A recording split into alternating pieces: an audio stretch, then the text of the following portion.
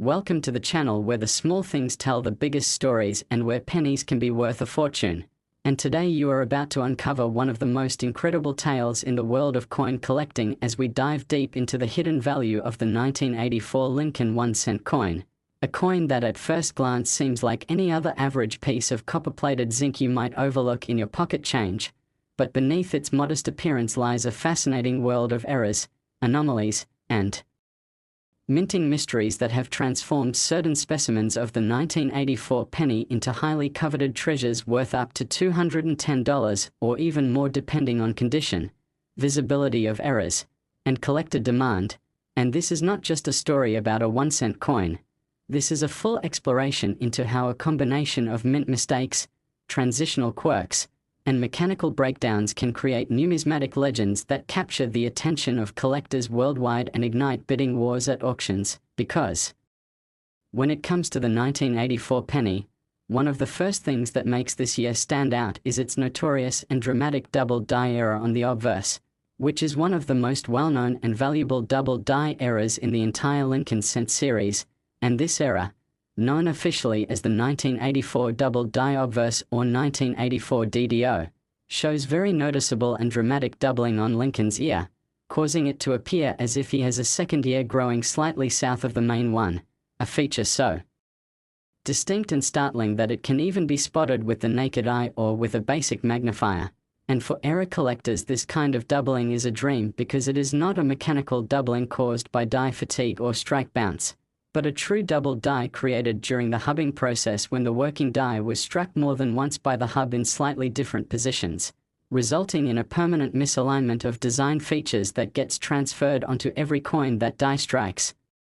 And the fact that this happened on the ear, a very unusual place for dramatic doubling, makes the 1984 DDO penny not only rare but fascinating and instantly recognizable. And the value of this error alone, when found in good condition, can fetch hundreds of dollars, especially when certified by reputable grading companies like PCGS or NGC. And that's just one layer of the 1984 penny's story, because beyond the famous doubled ear, collectors have found additional varieties and errors in this year's mintage, including examples of repunched mint marks, RPMs, where the small d mint mark below the date was applied more than once by hand or by misaligned machinery, resulting in visible doubling or shadowing of the mint mark. And while by 1984 most mint marks were being applied during the hubbing process rather than by hand, some residual errors from older dies or miscalibrated equipment resulted in RPMs that still intrigue collectors today. And then there are off-center strikes, which occur when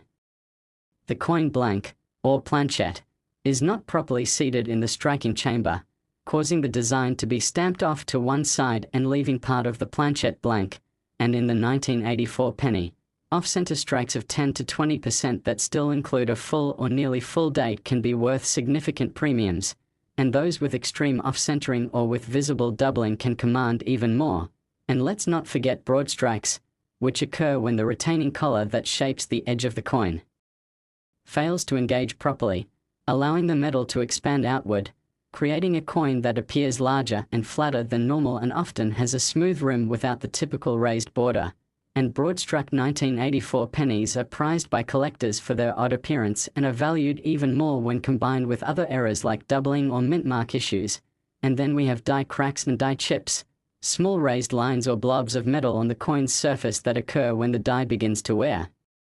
out or break down under the intense pressure of repeated striking. And 1984 was a year in which many dies were pushed beyond their intended lifespan, especially at the Denver Mint, where high production demands meant dies were kept in use longer,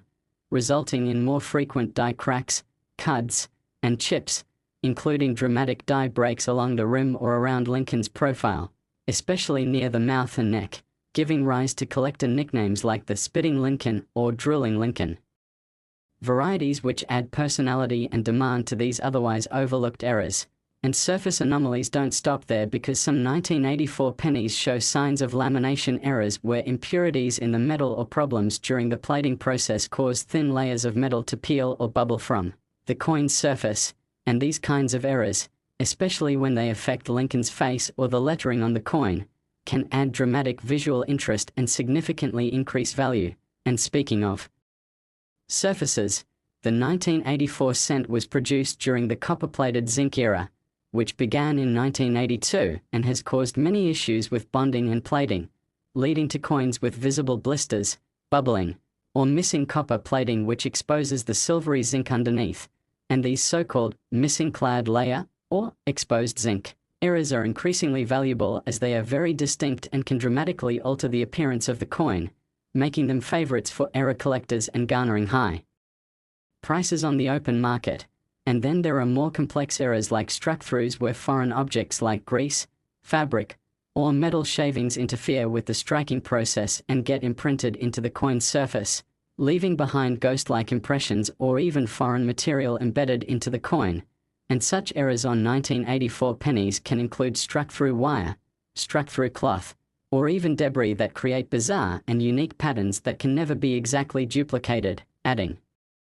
to their rarity and allure. And all of this is set against the backdrop of an interesting historical and economic time for the United States Mint, which in the early 1980s was adjusting to the changes brought about by the copper-to-zinc transition of 1982, a move driven by rising metal prices that made it more expensive to produce coins than their face value. And although the transition technically ended in 1982, the ripple effects continued for years as equipment was changed, processes adapted,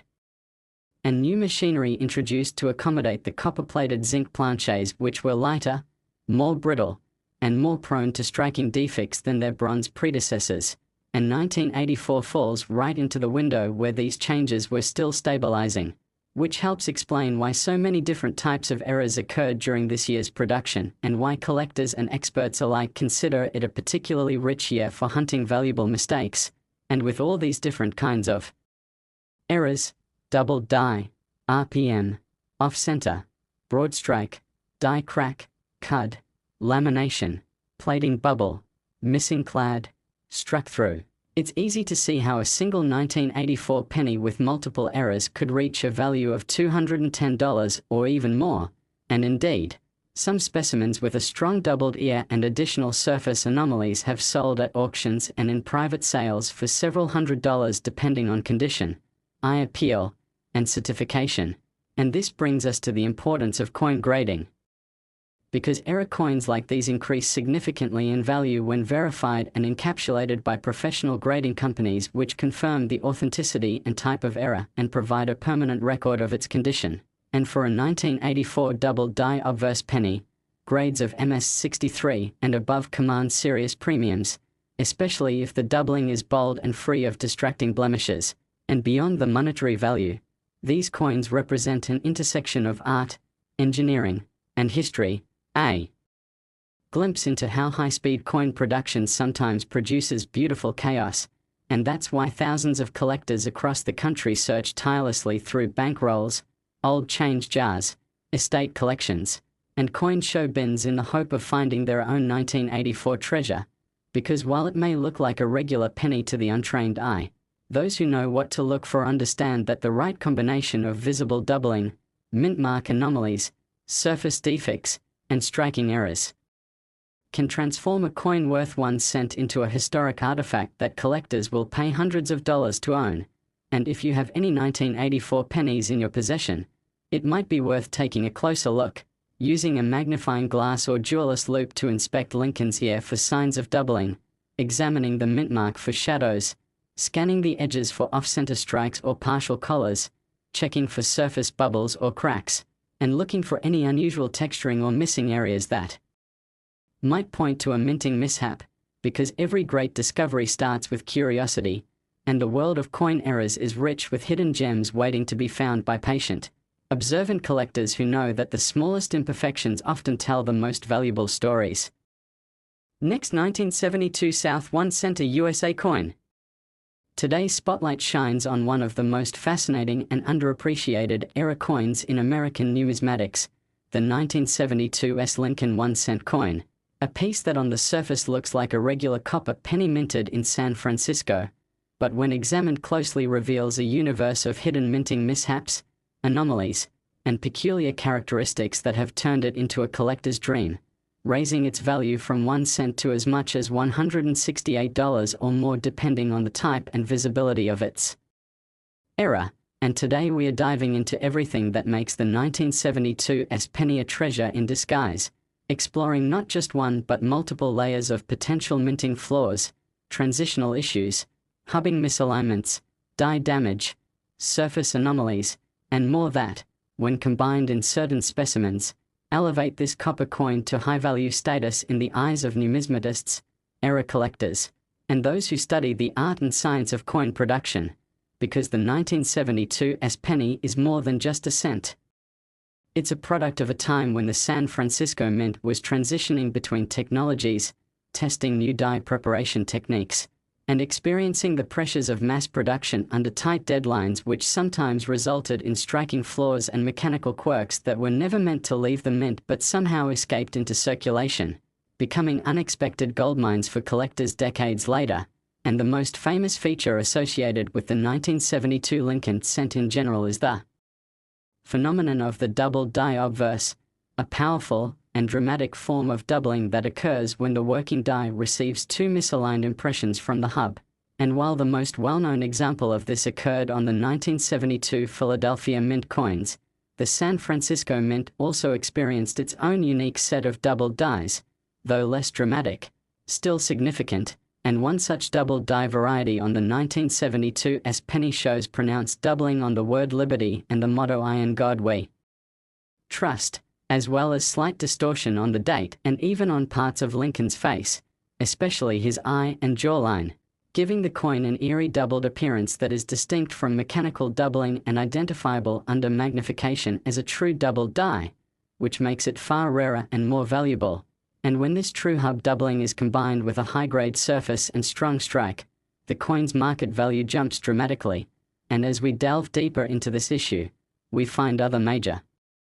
anomalies that affect the 1972 S penny's collectible status, including repunched mint marks or RPMs, where the small s beneath the date was punched into the die more than once in slightly different positions, either due to human error or misaligned hand tooling, which in the pre-1980s minting process was still a manual operation subject to inconsistencies and fatigue, and these RPMs vary from light doubling to dramatically misaligned punches where two distinct S mint marks appear to shadow one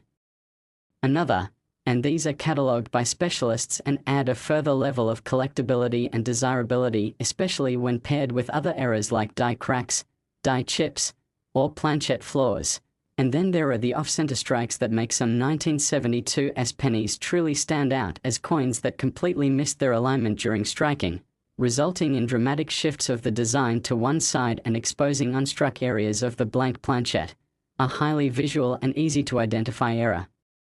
that commands strong premiums, particularly when the date remains visible, which is often the case in the more valuable off-center examples of the 1972 S penny. And collectors also prize broad struck errors from this year where the collar die failed to properly contain the coin during striking, allowing the metal to expand beyond normal limits and produce a wider, flatter coin with soft edges and a surreal appearance. And let's not forget the extremely rare but visually shocking double strikes, where a coin is struck more than once without being properly ejected from the press, resulting in overlapping images of Lincoln or the reverse Lincoln memorial design that make the coin look almost hallucinogenic. And these types of errors are exceedingly rare for the San Francisco Mint and command steep prices at auction, especially when in uncirculated condition. And beyond striking errors, the 1972 S penny also displays various die state anomalies like die cracks and cuds, where the striking die itself began to fracture under stress, leaving behind jagged raised lines or chunks of missing design elements on the coin, often appearing near the rim or across Lincoln's portrait and creating visual drama that excites collectors who chase late die state coins as part of their collection themes. And in some instances, the cracks are so severe they appear as lightning bolts shooting across the field of the coin, making each example unique and often one of a kind depending on how far the die had deteriorated before it was replaced. And with die cracks often come die chips, small, raised blobs of metal on the surface where pieces of the die chipped away and allowed extra metal to flow into the voids, creating unsightly or oddly shaped lumps, especially in the area of Lincoln's beard, hair, or on the roof of the Lincoln Memorial, which have affectionately been given nicknames by collectors like the Bearded Lincoln or boiling roof varieties, and speaking of the Lincoln Memorial. Reverse. This side of the 1972 cent is also known for anomalies such as weak strikes, filled letters, and tilted dies, especially in specimens where the central portion of the memorial appears faint or faded while the outer rim remains sharp, a possible indicator of worn dies or grease-filled dies that were improperly cleaned, leading to uneven pressure during striking and thereby causing localized flattening or softness in design elements, which is especially noticeable when parts of the words United States of America or 1 cent are indistinct or partially missing. And then there's the category of struck-through errors where foreign matter like grease, fiber, string, or metal filings became lodged on the die face or in the striking chamber, leading to ghostly impressions or depressions on the coin's surface, which when found on 1972 cents, particularly in combination with other errors, lead to significant increases in value and excitement among error specialists, and lamination errors are also present in some 1972 cents due to imperfections in the metal planchette itself where impurities or inconsistent bonding cause thin layers of copper to flake or peel away, leading to dramatic cracks, curls, or lifted surfaces that give the coin a battle-worn appearance and elevate its rarity factor. And the fact that these coins were minted in a time when quality control at the San Francisco Mint was under transition adds more plausibility to the wide range of observed errors, making every 1972 penny worth inspecting carefully for anomalies, because it's not just the major doubled die or the dramatic off-center strike that adds value, it's the accumulation of small, subtle, and often overlapping flaws that can turn an otherwise mundane copper coin into a treasure worth hundreds, and examples that feature multiple errors simultaneously are highly coveted, such as a 1972 penny with a repunched mint mark, strong die crack, and planchette blister, or one that features an off-center strike combined with a filled die that erases part of the design, and some collectors even seek out progressive die states, coins struck from the same deteriorating die over time, that show how errors evolve, starting with tiny cracks and ending in massive breaks or missing design elements, which makes 1972 pennies with traceable die progressions especially interesting to numismatists who document the life cycles of dies. And of course, grading plays a crucial role in determining the final value of these era coins, because coins with visible errors in mint state condition, especially MS63 and above, are far more valuable than those with similar errors in circulated or worn condition, and certification by third-party graders not only authenticates the error but gives confidence to buyers and increases marketability, and auction records support this, with error-laden 1972 cents routinely selling for between $100 and $250, with exceptional examples fetching even more, and it's this mix of error possibility, historical context, and collector appetite that makes the 1972 1 cent coin a continuing source of fascination and potential value, reminding us all that even the smallest coins can carry enormous worth when shaped by the unpredictable forces of human error, mechanical failure, and time. And so the next time you see a 1972 penny, don't just toss it in a jar, study it, inspect every edge, letter, and image, because beneath that copper surface may lie the next great discovery, waiting to be noticed by the collector who knows what to look for and appreciates that sometimes the most valuable things in life come not from perfection, but from the beautiful accidents left behind in metal by the ceaseless rhythm of the mint. Last 2001 cent USA coin.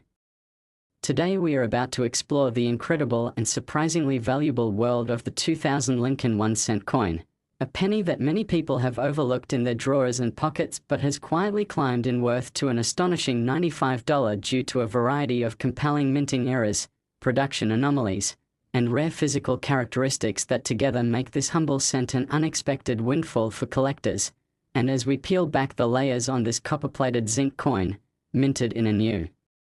millennium filled with changes in technology, production methods, and coin handling, we find that the year 2000 was far from perfect when it came to the striking process, leading to a diverse set of error types that have fascinated numismatists and driven up market value for certain specimens that combine these mistakes in dramatic or subtle ways, And the very foundation of why this coin can reach values far beyond its face lies in the sheer unpredictability of the minting process during that